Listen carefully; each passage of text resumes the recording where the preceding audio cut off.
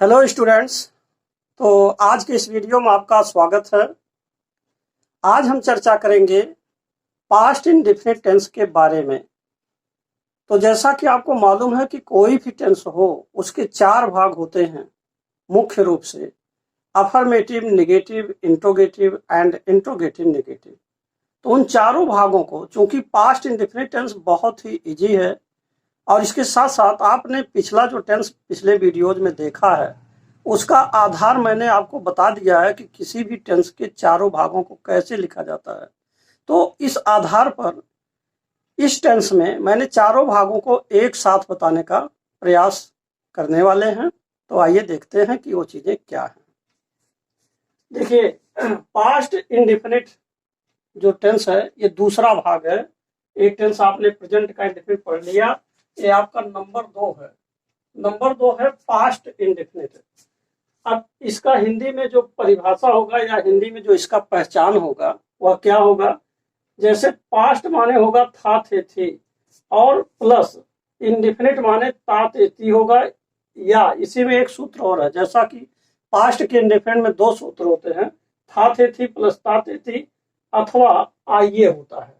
तो जैसे मान लीजिए इसमें उदाहरण में जैसे लिखा है कि वह खेलता था या खेला, तो इसमें आप देख रहे हैं था, थे, थी आ रहा है और ता, ते, ती आ रहा। तो था, थे, थी प्लस ता, ते, ती और दूसरा आपका केवल खेला। खेला में आप देख रहे हैं अंत में आइए का मात्रा आ रहा, आ माने हो गया आइए। तो इस तरह के अगर लक्षण आते हैं तो ऐसे लक्षणों को हम किस प्रकार लिखेंगे, आइए इसका नियम देखते हैं। देखिए, नंबर 1 अफर्मेटिव सेंटेंस।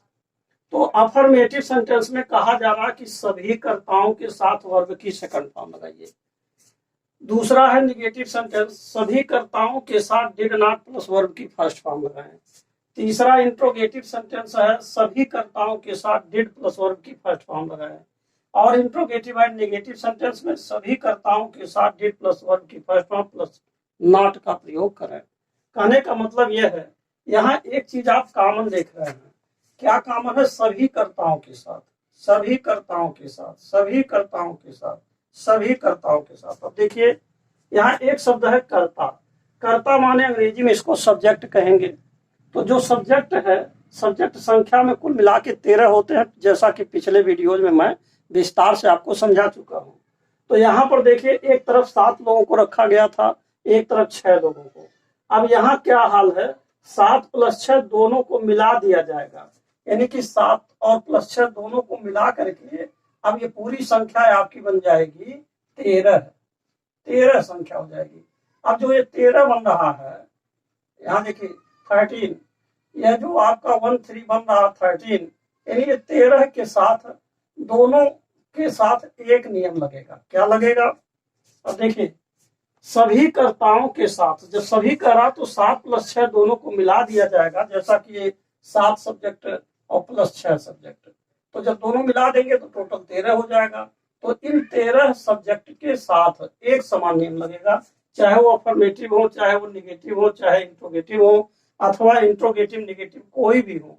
और एक सबसे महत्वपूर्ण बात है कि आप यहाँ ये देखिए कि जैसे 7 में से मैंने यहाँ पर पहले को ले लिया ही को, तो अगर हमने ही लिया तो सभी कर्ताओं के साथ अफर्मेटिव सेंटेंस में कह रहा है कि वर्ब की सेकंड फॉर्म लगेगा। तो ये देखिए वर्ब का सेकंड फॉर्म है सभी कर्ताओं के साथ, यानी ही प्लेड हो गया, ही के साथ प्लेड हुआ। दूसरे उदाहरण में देखिए यहाँ आई आया है, तो आई के साथ भी प्लेड आपका हो रहा सेकंड फॉर्म। तो यहाँ पर एक बात और समझना है, यहाँ नोट एक पॉइंट दिया है जिसको आप सूत्र कहेंगे। यहाँ लिखा है 6 लाइन्स। जैसे कोई भी टेंस का कोई भी वाक्य होगा वह 6 लाइन में बदलेगा, यानी कि पहला जो वाक्य है ये वास्तव में 6 लाइन में बदलता है। तो अगर हम पहले वाक्य को 6 लाइन में बदल रहे हैं, तो पहले वाक्य को अगर 6 लाइन में बदलना है तो इसका एक सूत्र मैंने बनाया है। इस सूत्र को आप समझिए, 6 लाइन्स बराबर लिखा हुआ है 1/5, यानी 1/5, यानी 1/5। इसका क्या मतलब हुआ कि अगर पास्ट का इंडेफिनिट टेंस हो तो 6 लाइन अगर बनाना हो तो पहली लाइन में केवल सेकंड फॉर्म लगाए। देखिए यहाँ आपका ये पहला लाइन है, तो यहाँ देखिए सेकंड फॉर्म लगा। यहाँ आपका जो दो लिखा लिखा है ये सेकंड फॉर्म है। इसी प्रकार यहाँ देखिए पहली लाइन है, यहाँ पर भी आपका ये सेकंड फॉर्म लग रहा है। जैसे यहाँ सेकंड फॉर्म लग रहा है ऐसे पहली लाइन में सेकंड फॉर्म। अब 5 लाइन में क्या कर रहा है, डिड प्लस वर्ब की फर्स्ट फॉर्म। तो देखिए ये जो 5 लाइन बच रहे हैं, यहाँ देखिए डिड आया प्लस वर्ब की देखिए फर्स्ट फॉर्म आया, यहाँ देखिए डिड आया वर्ब की फर्स्ट फॉर्म आया, यहाँ पर आपका डिड आया वर्ब की फर्स्ट फॉर्म आया, यहाँ पर डिड आया वर्ब की फर्स्ट फॉर्म आया, यहाँ पर डिड आया है वर्ब की फर्स्ट फॉर्म आया। तो ये फार्मूला यहाँ देखिए 5 लोगों के साथ काम किया। यही हाल इसमें भी है, देखिए डिड है प्लस वर्ब की फर्स्ट फॉर्म, यहाँ डिड है प्लस वर्ब की फर्स्ट फॉर्म, यहाँ डिड है वर्ब की फर्स्ट फॉर्म, यहाँ डिड आया है वर्ब की फर्स्ट फॉर्म, और यहाँ डिड आया है वर्ब की फर्स्ट फॉर्म। तो सबसे सिंपल सबसे महत्वपूर्ण बात है ये फार्मूला हमेशा याद रखिए। जो सूत्र दिया गया है इसमें सबसे बढ़िया है कि 6 लाइन्स बनाना होता है। इसको 1/5 के द्वारा याद कर सकते हैं, यानी कि पहली लाइन में आपको केवल वर्ब का सेकंड फॉर्म लगाना है, और दूसरी लाइन, तीसरी लाइन, चौथी लाइन, पांचवी लाइन, छठी लाइन और सभी लाइन में डिड जरूर आएगा वर्ब की फर्स्ट फॉर्म, डिड जरूर आएगा वर्ब की फर्स्ट फॉर्म। यहाँ देखिए डिड प्लस वर्ब की फर्स्ट फॉर्म अवश्य आएगा।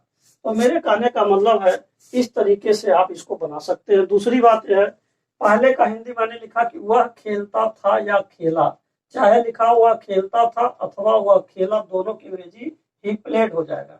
इसी प्रकार वह नहीं खेलता था, फिर वो क्या वह खेलता था, वह क्यों खेलता था। देखिए ये दोनों आपका इंट्रोगेटिव है और यह दोनों इंट्रोगेटिव नेगेटिव है, यानी कि क्या वह खेलता था यही लाइन यहाँ उतारा गया। तो क्या वह खेलता था, इसमें आपका नहीं छूट गया है, यहाँ पर नहीं लिखा जाएगा, नहीं। क्या वह नहीं खेलता था, तब यहाँ डिड ही नॉट प्ले होगा, ये छूट गया था। तो इसको आप यहाँ लिख सकते हैं, साफ साफ फिर से लिख दे रहे हैं, क्या वह, और यहाँ हो जाएगा नहीं, वह नहीं खेलता, वह नहीं खेलता था। तो इस तरीके से ये हो जाएगा। और वह देखिए वह क्यों खेलता था, तो इसमें नॉट जोड़ दिया गया है, नहीं जोड़ दिया गया, वह क्यों नहीं खेलता था, और why did he not play. तो इस तरीके से आपका बन गया, और इसी प्रकार यह भी बन जाएगा। अब इसमें मैंने क्या किया है, यहाँ लिखा था वह खेलता था या खेला, यहाँ लिखे हैं मैं खेला या खेलता था। तो यहाँ पर हमने आईए से बनाया है, इस दूसरे में आईए से बनाया है, और ये जो पहला आपका है इसमें था थे थी प्लस था थे थी, इसको हमने नंबर 1 मान लिया है, नंबर 1 बना दिया है, और इसको नंबर 2 बना दिया है। तो देखिए मैं खेला या मैं नहीं खेला, क्या मैं खेला, मैं क्यों खेला, क्या मैं नहीं खेला, मैं क्यों नहीं खेला। तो कहने का मतलब इसमें आप यह भी लिख सकते हैं कि मैं खेलता था, मैं नहीं खेलता था, क्या मैं नहीं खेलता था, इस तरह से। और इसमें भी आप यह लिख सकते हैं कि वह खेला या वह नहीं खेला, क्या वह खेला, वह क्यों नहीं खेला। इस तरीके से आप इसको बना सकते हैं।